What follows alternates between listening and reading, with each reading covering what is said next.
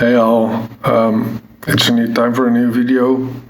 This one is about soul magic, astrology, or how to change your core. So, as you know, astrology teaches a certain kind of psychology and it has a divination side to it. It tells us Leo is dramatic, for example, based on where the sun was at their time of birth. So, does astrology matter? In some ways it does, yes. But what does it relate to? It relates to the soul or the core of a person. One should realize that when one progresses spiritually, at some point one can straighten out the soul. Or better put, to realize the soul in a higher dimension. What do I mean with this? It means that, for example, the circling, rotating nature of the solar system's planets can be straightened out, as if they were in a line in a higher dimension. But the soul is where the core of ourselves is located. This core is called Hara in Zen Buddhism, and it is located 3 centimeters below the navel. It is where willpower resides. So what's the form of the soul? Simply put, it is made up as per your birth chart. You have a sun sign for your ego, a moon sign relating to how you feel, etc. What is soul magic? It is a certain kind of power over the soul. An easy example is coloring the moon pink inside one's soul center. This will leave one with a feeling and will to marry. Note, be careful practicing this on others. It cuts deep and it cuts both ways. How does one change one's core? So the core is the soul. One can gain insight into this, explore it and learn about the basics of astrology. To change it, one can change the form of the planets residing there, including the sun. Simply give it a different kind of energetic form. For example, since I like my Leo sun, I simply pictured a sun with a fiery lion's face emerging from the sun's fire. To change one's feeling nature, change the moon. I'm a Scorpio moon by birth, but it being so dark and secretive, I changed the moon to the form of that of a white scorpion.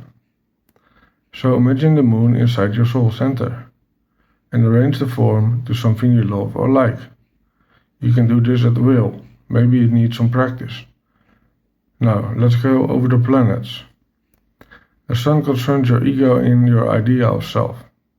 Can you picture a warm, giving nature in a form that's more to your liking?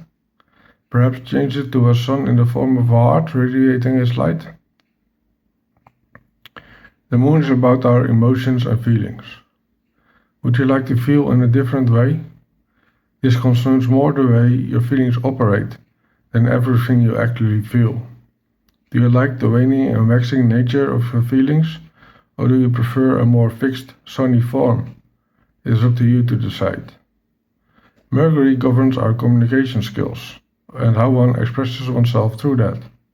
Perhaps during a retrograde, one can willfully position this planet as moving closer to the Earth. Now, Venus concerns love and money and beauty. Maybe you'd like to be an artist. Change the form of Venus inside your soul to that of a painting you made. Perhaps you have a love interest, or you'd like to change it to the form of a rich bank account. Mars is about aggression and asserting oneself. Would you like to be more assertive, and in what way? Decide upon a form.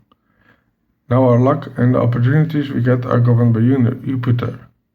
Imagine something lucky, like a dice with the 6 side showing up, or winning a lottery ticket, maybe. Saturn is a tough one, since it's about time and the test we have to undergo. Tired of it ruling you in a harsh way? Imagine something cute, like a flower, or something responsible instead. Our dreams and intuition are governed by Neptune. It is said to be hazy. It is also related to our healing ability. Why not change it to something healthy? Pluto, which is about death, and also sex and our ability to transform. Do you have a favorite form for this? A phoenix, maybe? Lastly, we will cover the rising sign or ascendant. It is the sign in the star that was rising on the eastern horizon at the time you were born. Can you imagine something that you would like to influence how people perceive you, how you convey yourself, and your perception? And let's not forget about the earth. It's the base of ourselves, or how we relate to the different aspects that make up our soul. What is your idea of earth? So these are my suggestions and insights. Please use them with care. But know that it does change who you are and how you feel and what you think about. Just also know you are free to be who you want to be. Thank you.